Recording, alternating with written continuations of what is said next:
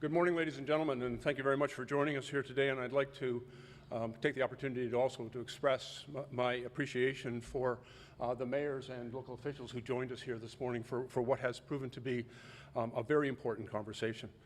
You know, we have seen over the past number of years that the gun lobby in this country has strongly advocated for American-style gun culture in Canada. And I would simply remind all Canadians that although in the United States it is a right to bear arms, and they primarily do that for self-protection, that's not the law in Canada. In Canada, firearm ownership is a privilege. And it's a privilege earned by those who obey our laws, who are conscientious and responsible in how they acquire, use, store their firearms. We know that there are some firearms that, quite frankly, are very dangerous for the public, and others that pose very little risk. And so there's absolutely nothing in our platform that is intended in any way to impede or restrict the activities of hunters and farmers who every day go out and engage in that activity, and they do it responsibly, and they do it safely. However, there are some weapons that pose a very significant risk to public safety. We have found in my discussions across the country an overwhelming consensus. There are certain weapons, military-designed assault weapons, that have no place in our country. They have no place in a civil society. They are designed for soldiers to kill enemy combatants.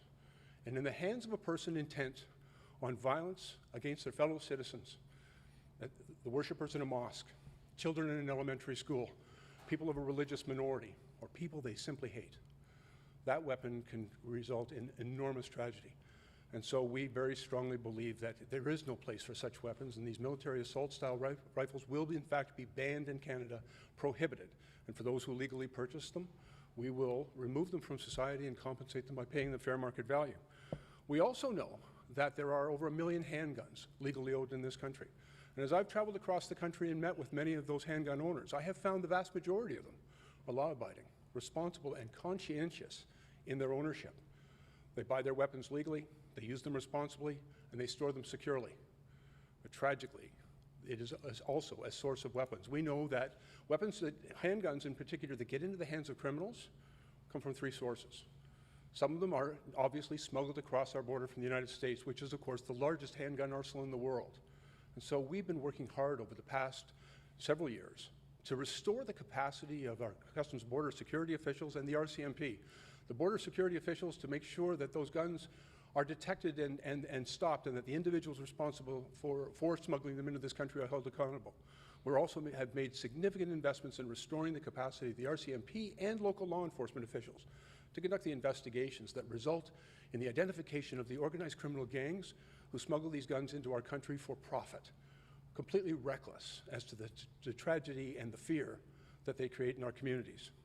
But as we've continued to work at the border, we also know that some of those guns get into the hands of criminals because they are stolen from law-abiding gun owners, and also some of those guns are purchased legally and then sold illegally for enormous profit. And that's why we've brought forward significant new measures to, first of all, prevent the thefts by ensuring that every handgun should be stored in a safe or a vault. You know, the gun that was used on the tragedy in the Danforth and in many other shootings has come from as a result of being stolen, either from a store or a range or an individual firearm owner. If those guns had been stored in a safe or a vault, they would have been far more likely to steal and far less likely to end up on our streets. And for individuals who purchase these guns legally and then sell them illegally, it's necessary to ensure that the police have access to the resources and the information they need to successfully investigate, prosecute, and hold those individuals accountable. I'll tell you there are very significant consequences for those who are caught, and we have to make sure that they get caught. And finally, we also know that for people who have a license to own and possess a firearm, sometimes their circumstances can change. And for example, if they are involved in a very serious domestic violence situation, or a neighbor dispute, or any situation where violence is a very likely outcome, or if they are suffering from suicidal tendencies and pose a significant risk to themselves or to others, or perhaps if they're online advocating hate and advocating violence against a religious minority, women, or any other group. Those are red flags. And so we want to make sure that the police, the community, victims, doctors, teachers, all of us have the ability to render that situation safe, to raise the red flag, to identify that potential danger, and to take immediate steps to render that situation safe by removing firearms from that dangerous situation and suspending that individual's ability to acquire more firearms. This is really all about a choice, and Canadians have a significant choice to make. We can choose to weaken our gun laws and become more and more like the American gun culture, and we see its consequences, or we can strengthen our laws. We can make investments in our communities and our kids that will really make a difference in how we can keep our communities safe, and we can take the steps necessary to make it far more difficult for criminals to get guns. We also had an important conversation with mayors today about the investments we need to make in communities. Mayors and local police chiefs and local officials right across this country are the ones working on the ground. And so we have made an announcement in our platform as well to provide up to $250 million directly to those municipalities so that they can work with their community groups and organizations to change the circumstances that give rise to violence and gang activity in our communities, to help those kids make better choices, and to address the social circumstances that create violence. And so that's an important partnership, and we're very, very pleased, and we've learned a great deal in our discussions with the Mayor today. I'd now like, if I may, to turn the podium over to our Prime Minister. Prime Minister.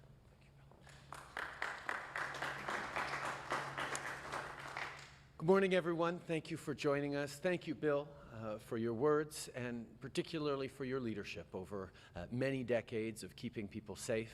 Your contributions to this discussion, your contributions to our capacity as a government to strengthen gun laws when Conservatives want to weaken them is much appreciated by everyone.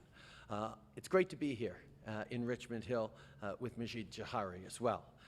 I'd also like to thank Mayor Barrow for the warm welcome, as well as all the local mayors and representatives who came out this morning for what was a really important discussion. As we all know too well, gun crime is going up. I've spoken with municipal leaders over the years on how the federal government can help.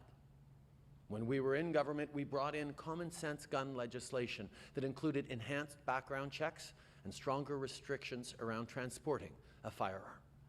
And today, further reinforce that we need to do even more, as we heard firsthand how the rise in gun violence is rocking our cities. Here's the reality. We've seen far too much gun violence in our streets in recent years. There have been too many lives lost, too many families torn apart, and too many communities left reeling in the wake of tragedy. I'm standing here today and saying that enough is enough.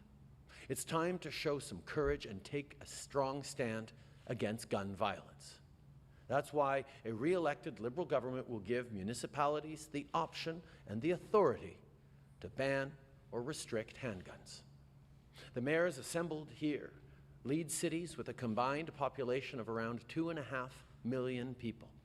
Couple that with the 3 million more in the city of Toronto, and we're talking about 5.5 million Canadians in this region who could live in handgun-free cities. Imagine how many lives we could change and save by banning or restricting handguns. But a re-elected Liberal government will go even further. We'll also bring in a Canada-wide ban on military-style assault weapons, because weapons of war designed to kill the largest number of people in the shortest amount of time have no place in our streets. But we also know that curbing gun violence requires more than prohibiting deadly weapons. It also includes cracking down on gun crime and making our communities safer places to live. So, among other things, we'll be investing an additional $250 million over 5 years to directly help our cities fight gang-related violence. This money will go towards community-based strategies and programming, and we will work directly with municipal leaders and community groups to develop local, on-the-ground solutions that reduce and prevent gang violence. And importantly, we'll go to the municipalities directly with this funding, bypassing the need for provincial involvement. Fighting gang-related violence is something that mayors and citizens have been asking for, and we're ready to deliver. A re-elected Liberal government will also expand diversion programs so we can keep at-risk young people out of the criminal justice system, reducing recidivism and offering young Canadians better opportunities for the future. C'est important. It's important to have the kind of conversation that we had today. We can always agree on the fact that we have to continue to move Canada forward, and in order to do that, we have to ensure the safety of our communities. Too many people have lost their lives because of gun violence, and we absolutely have to act. Whereas Andrew Scheer is pledging to weaken gun control and abolish certain measures. But the Liberals have a real plan to keep Canadians and our communities safe. Ultimately, the choice is clear. Conservatives want to weaken gun control, whereas Liberals want to tighten it up. Now, I want to move Canada forward, unlike Andrew Scheer, for our children and for their future. Thank you very much.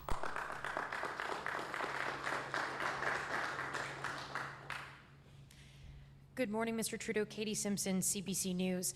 Other than lip service, what is the point of allowing municipalities to ban handguns when a neighboring municipality doesn't have to enforce the ban?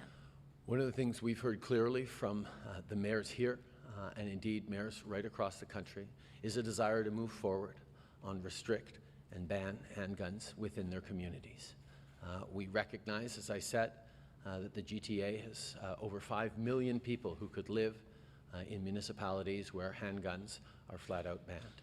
This is something that will make a significant difference in moving forward on gun control in this country. And the choice in this election couldn't be clearer. Liberals want to strengthen gun control, and Conservatives want to weaken gun control. That is the choice facing Canadians on October 21st. I'm going to note that you did not specifically answer my question, but I'm wondering if I can get a show of hand from the mayors here. I don't know what the answer is from you guys, but we heard it from the medical professionals who were on the front lines yesterday that a national ban would be something that they would be in favor of because, as one of the doctors pointed out, you could cross from one city to another to pick up a handgun. Could I get a show of hands here from mayors who would like a national ban? I can tell you I heard clearly from them that many of them want us to bring a national ban, yes. So, if you take a look behind you, all those people are saying national ban. You heard it from the medical professionals, so why not go that route? We are taking the strongest step in Canadian history to move forward on tougher gun legislation. We are moving forward on a full-out ban on assault weapons, and we're moving forward to empower municipalities across this country, cities big and small, to ban handguns within their districts, within their municipalities. This is a significant step forward, and the choice in this election is, do we move forward on strengthening gun control with the Liberals, or do we go with the Conservatives who want to weaken gun control? That is the choice Canadians are facing. Okay. We recognize that there are many people who would like us to go further, but we are already proposing the most ambitious and the tightest gun control measures ever proposed. We want to allow our cities and municipalities to have the power to restrict or ban handguns. That is a very solid and concrete measure, and the choice is clear for Canadians. Do we choose the Liberals who will strengthen and tighten up gun control, or do we choose the Conservatives who will weaken gun control? Brian Lilly, Toronto Sun. The whole area of the GTA has been dealing with gun violence. If you saw the headlines over the weekend, there were a pile more shootings, and there's no area of the GTA that isn't affected by it. But the last several days, you keep talking about a ban on AR-15s. Those are not the firearms that are being used in shootings across the region. We're talking about smuggled or stolen handguns. So why the push to ban a rifle that has no real history of being used as a crime gun when the problem is quite clearly something else? No real history of the assault weapon that was used in the Polytechnique massacre, the assault weapon that was used in Sainte-Foy, the assault weapons that are used across the border in the United States almost on a weekly basis to kill the largest number of largest number of citizens possible in the shortest amount of time. There is no place for assault weapons in Canada, and we are going to move forward on banning them. We are also going to move forward on allowing our cities to restrict and ban handguns, because the time for thoughts and prayers across this country from politicians is over. We need to strengthen gun control in this country, and the choice is clear. Liberals are going to strengthen gun control. Conservatives want to weaken gun control. That was an impassioned answer, but like Katie, you didn't really answer because I was talking about Canada, so let me try a different tact. Can you describe to me the difference between the AR-15 that you want to ban and the hundreds of different models of rifles that will still be legal under your plan? I mean, your plan says ban the AR-15. There will still be hundreds of rifles that you will be able to buy legally that operate the same way. So can you explain the difference? You're actually getting at one of the core differences between the Liberals and the Conservatives' approach on this issue. Not only do Liberals want to strengthen gun control and Conservatives want to weaken them, but we believe that the definitions and the choice around classification of guns should be done by experts, by members of the RCMP. The Conservatives think politicians should be in the business of deciding which model and which gun needs to be banned or not. Well, we know what Stephen Harper did for many years around weakening gun laws because politicians had that decision to make. And we committed in 2015 that we would give back to experts, to the RCMP, the responsibility of classifying in an objective and responsible way guns in this country, because we believe in experts, not in politicians making the decisions around which guns are acceptable and are not. That is why when we move forward on banning assault weapons, we move forward on enabling cities to restrict handguns, we're going to be trusting the experts to make the determinations in terms of which guns are which. Kathleen Harris, CBC News. I know you've said you want to bring the premiers on board with your plan to allow cities to ban handguns. If they don't agree, what tools, can you clearly articulate what mechanisms you have available to allow cities to impose their own restrictions or bans? There is not a single politician across this country that does not recognize at any order of government that gun crime is a challenge, that gun crime needs to be responded to, that we need to reduce gun crime and keep our communities safer. We have assembled here today a small sample of the many, many municipal leaders from across the country who are calling to move forward on stronger gun control measures, including the ability to restrict and ban handguns. Now, in much of Canada's history, the provincial governments had the ability to ban, to restrict, to bring in legislation around gun licensing, gun ownership. We are planning to work with the provinces, and there are many provinces across the country who've indicated a tremendous openness to this, to restore to provinces the capacity to work on restricting guns, particularly for municipalities. But we recognize that there are some politicians out there, particularly conservative politicians like Doug Ford, who may not want to strengthen gun control, might want to weaken gun control instead, because that's what Conservatives want to do. And we will, in that case, have the tools to move forward and enable and support municipalities in their desire to ban and limit handgun ownership in their municipalities. But of course, our preferred option is to work with all orders of government to make sure that things work well. Andrew Scheer has just announced his plan to reduce foreign aid by 25%. Would like to get your take on that, as well as the Liberal plan, because your platform doesn't speak to foreign aid. Andrew Scheer's climate plan relies almost entirely on action overseas. And now he's proposing to stop supporting countries who are taking action overseas on fighting emissions. So we see right there that his approach does nothing at home for the environment, and now he's telling us does nothing overseas either. We know that fighting climate change is a global problem that needs all of us to step up. And that's where the choice comes in this election. Do you want a government that is tackling climate change seriously and being part of a global solution? Or do you want a Conservative government that is doing nothing to protect our environment?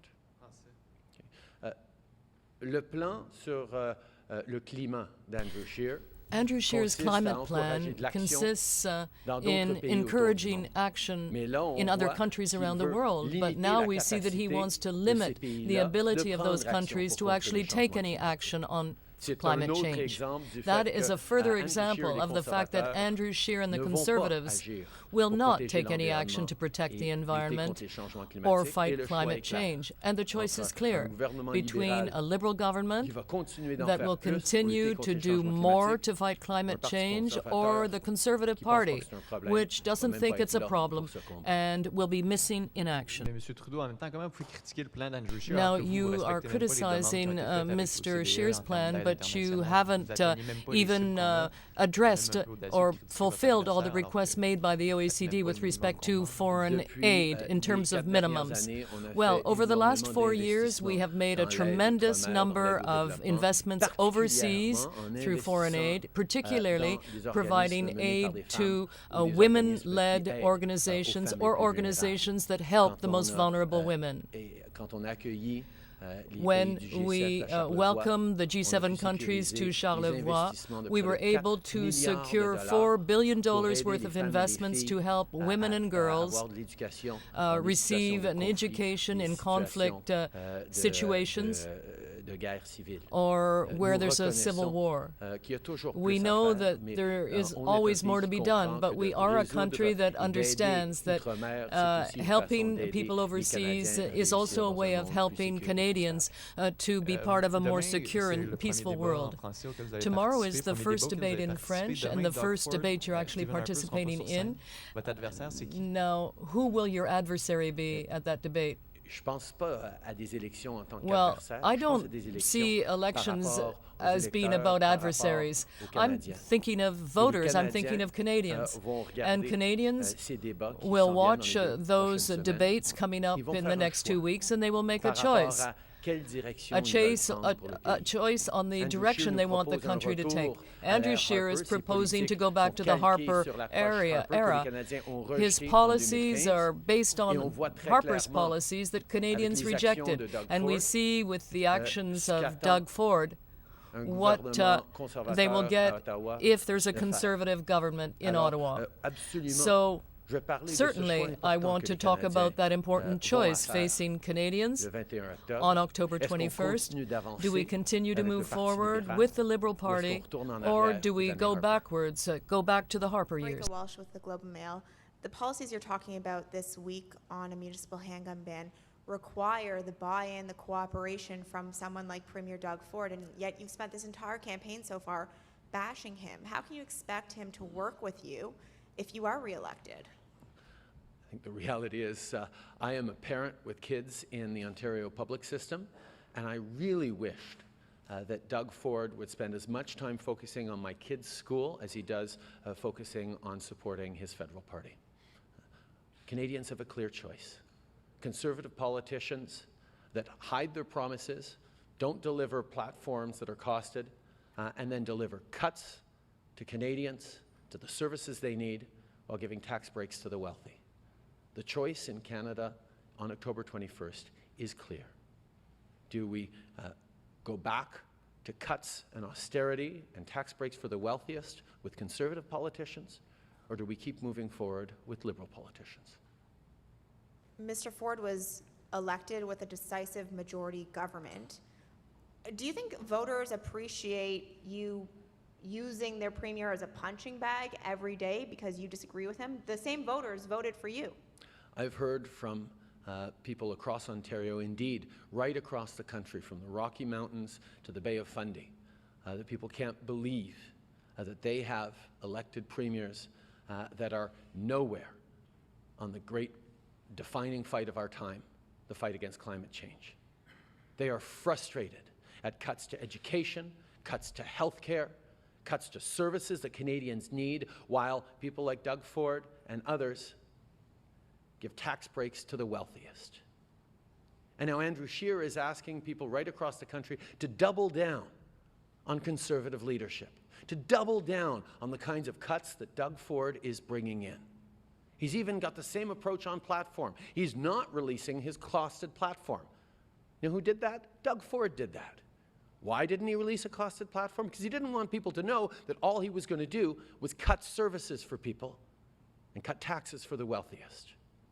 Well, I know people in Ontario, and I know people right across the country understand the choice they have to make.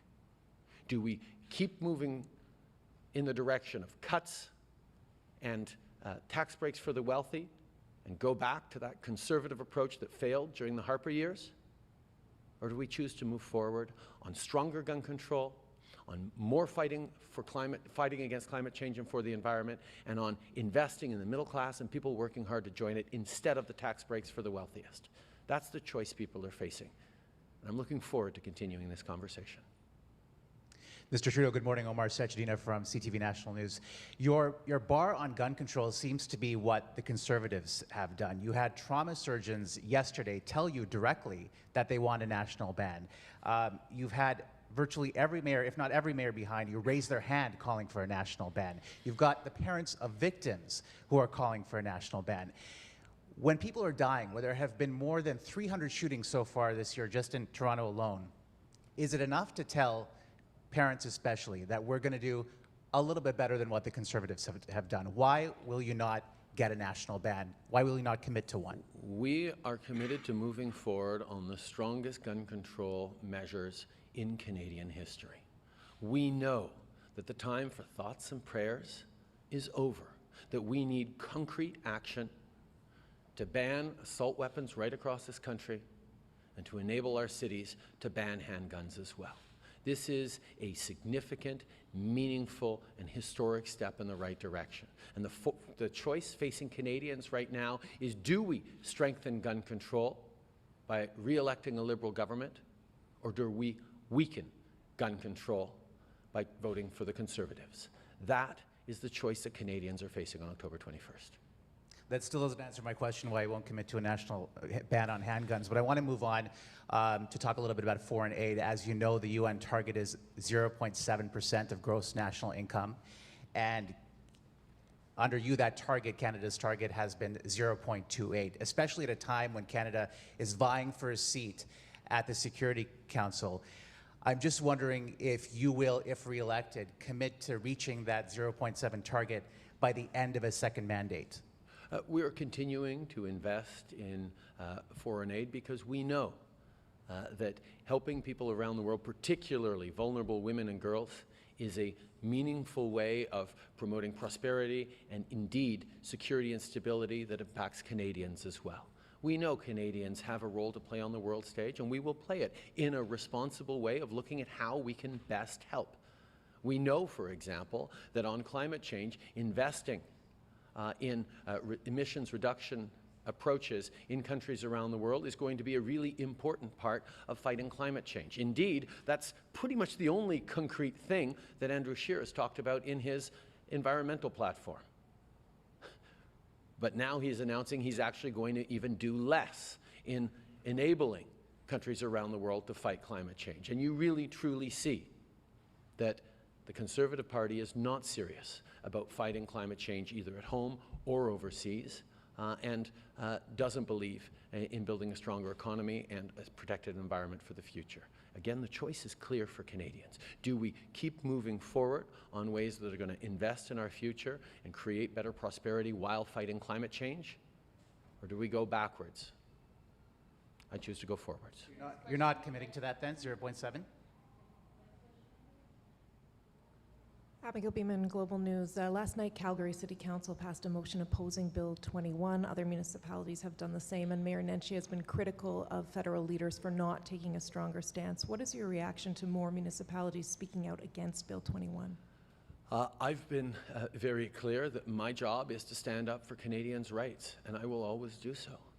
I recognize that Bill 21 permits discrimination against Canadians, and I disagree with it deeply and have been clear on that. But it's a discussion that is ongoing in Quebec, and Quebecers are in court right now, defending our Charter of Rights and Freedoms exactly the way the Charter lays out the capacity for people to defend their rights. We are watching carefully this conversation and this court process unfold in Quebec, and we will make determinations about whether to intervene at an appropriate time. Chris Reynolds, Canadian Press. Has Canada been asked to intervene or provide intelligence for Donald Trump's political goals? No, never. You wouldn't have asked? No, we have not, and I would not.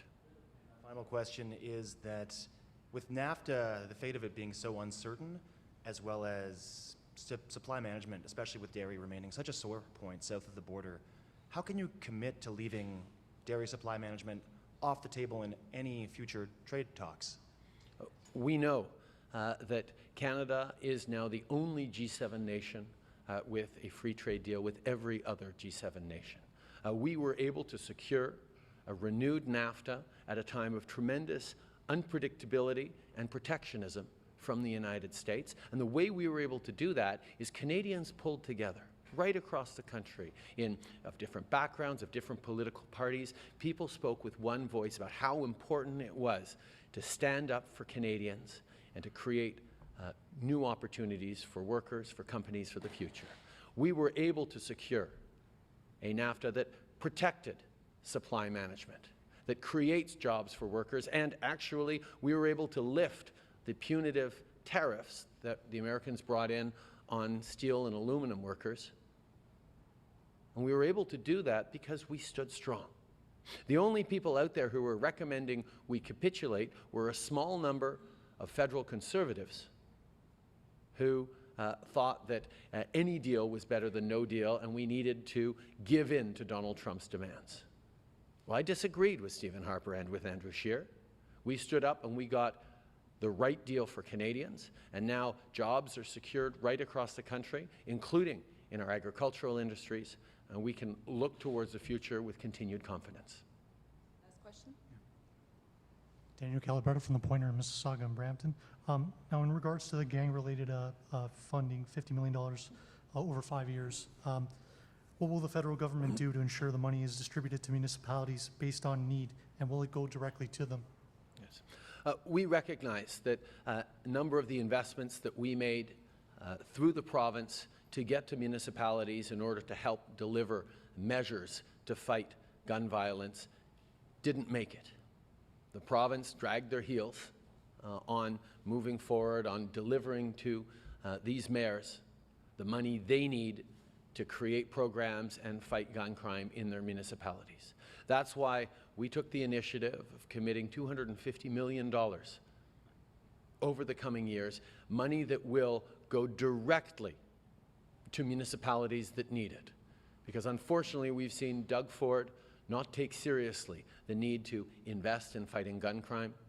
We've seen conservative politicians wanting to weaken gun control when we want to strengthen it.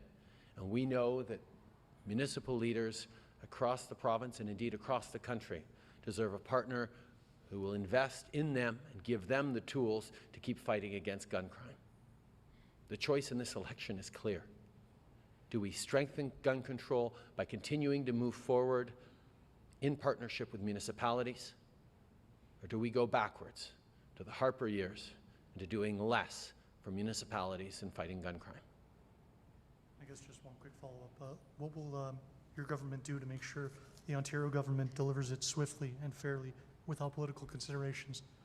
I've heard mayors voice their displeasure. Well, that is what we have seen, that unfortunately the politics at Queen's Park and Doug Ford's approach has not delivered the money that municipalities needed to keep their citizens safe, which is why our commitment of $250 million for municipalities will go directly to those municipalities.